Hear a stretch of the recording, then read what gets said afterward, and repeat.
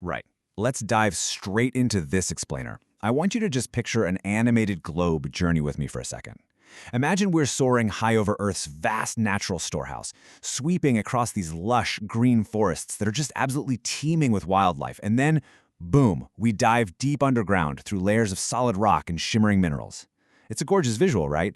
But it also brings us face to face with the ultimate collision, Earth's incredible yet totally finite resources meeting the absolute core problem of human choice.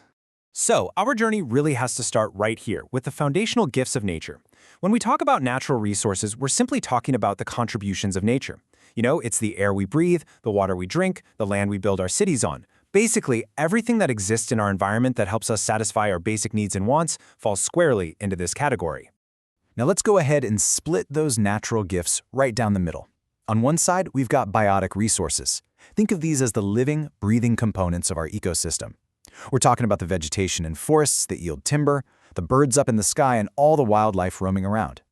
Then, on the exact opposite side, we have abiotic resources. These are the non-living elements that we extract directly from the Earth's crust, things like the land itself, water, rocks, and minerals.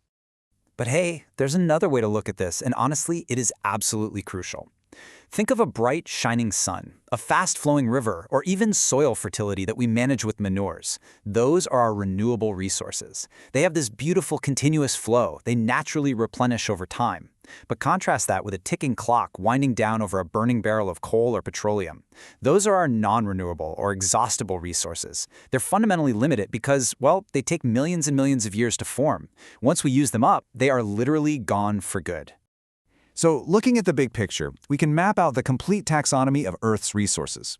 You can see how we move from natural resources, splitting into renewable and non-renewable, and then further down into biotic and abiotic, all the way over to the human side of the equation.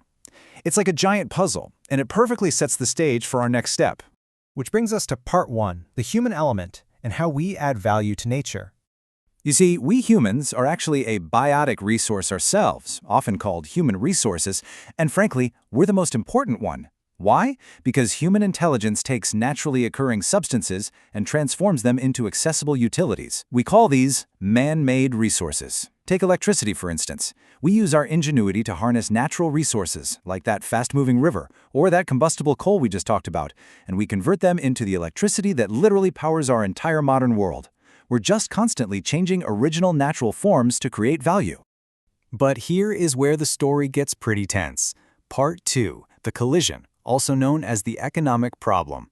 All right, so the crucial thing to understand here is that this collision stems from 3 absolute truths. Number 1, human wants are unlimited. Number 2, our resources, the actual means to satisfy those wants, are fundamentally limited.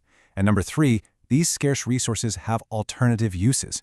I mean, a piece of land can be used to grow wheat, or it can be used to build a factory, right? But it usually can't do both at the exact same time. This, right here, is the root of the entire economic problem, the problem of choice. Let's make this real for a second. Think about how our wants are recurring and just constantly multiplying with civilization and technology. Decades ago, there was practically zero demand for a VCR. Then, that want was satisfied, but it almost immediately evolved into a desire for an LCD TV and then an Android mobile, and today, everyone wants the absolute latest smartphone.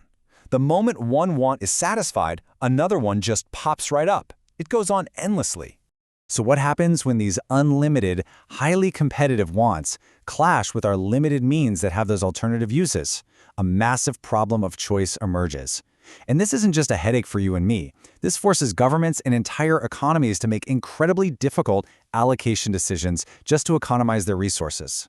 And remember that ticking clock on our non-renewable resources? Yeah, it makes efficient utilization absolutely vital. You might be wondering, why does it matter so much? Well, making the best possible use of what we have conserves scarce resources for future generations. It minimizes devastating environmental impacts like habitat destruction. It lowers production costs. It promotes social equity by reducing disparities. And it actually drives innovation, like recycling. It's a real game changer. Because we literally have to be efficient, every society on Earth faces 3 massive hurdles, the 3 central economic questions. Question number 1. What to produce and in what quantities?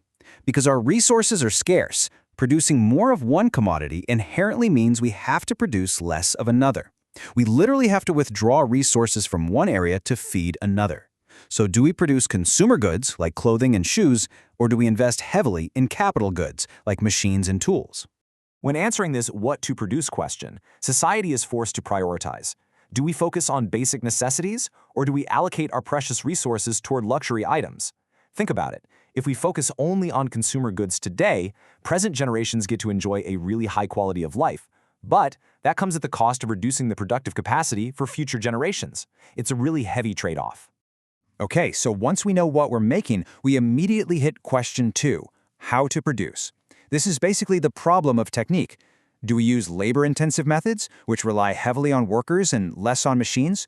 Or do we pivot to capital-intensive techniques where we use huge amounts of machinery and much less human labor? The choice between, say, hand looms and modern factory machines to produce cloth comes down to a really important quote from our source material. The guiding principle here is so that maximum output is produced at minimum cost, using least possible scarce resources. That is the golden rule for producers out there trying to maximize efficiency. And that brings us to the third central question: for whom to produce? Once the output is finally generated, how is it distributed among the individuals or the factors of production? Basically, who gets more and who gets less? This whole problem of distribution actually splits into two really fascinating aspects. First is functional distribution. This is all about how the income is shared among the different groups who helped produce the goods in the first place. You know, how much rent goes to landowners, how much profit goes to capitalists, how many wages go to the workers. The second aspect is personal distribution. That's how the income or production is ultimately distributed among individuals and households across the broader society, and this directly addresses the very real issue of inequality. Which leads us to part 3, the quest for efficiency and systems of choice. How do different societies actually go about answering these 3 massive questions? Well, let's look at how completely different economic systems handle this. In a capitalist economy, the answer to what to produce is simple: whatever is profitable and in high demand. In a socialist economy, however, it's based on what society actually needs. And in a mixed economy, it's a bit of a balancing act between the two. For how to produce, capitalism chooses the most cost-effective method. If machines are cheaper, machines get used, no questions asked. Socialism, on the other hand, might choose labor-intensive methods if there's high unemployment, just to serve a broader social need.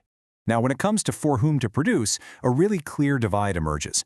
A capitalist system distributes based on the purchasing power of customers. Basically, if you can afford it, you get it. A socialist system distributes based on people's needs, like, say, prioritizing building medical clinics in rural villages over luxury condos. A mixed economy attempts to blend the whole shebang, with private sectors catering to purchasing power and government sectors catering to the fundamental needs of society. But here's the thing. Regardless of the system a society chooses, the ultimate goal is always efficiency, and true economic efficiency is incredibly strict. It requires that production is so perfectly optimized that it's physically impossible to produce more of one good without reducing the output of another. In terms of distribution, it means no one can be made better off without making someone else worse off.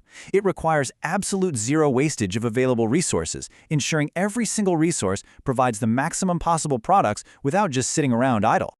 Which brings us to the end of this explainer. And I want to leave you with a thought. We started this journey with that ticking clock on our non-renewable resources. As that clock continues to wind down, and as our human wants continue to grow and evolve, how will your own unlimited wants shape the heavy economic choices of tomorrow? It's a truly fascinating problem of choice, and it's one we literally all play a part in. Thanks so much for exploring this with me.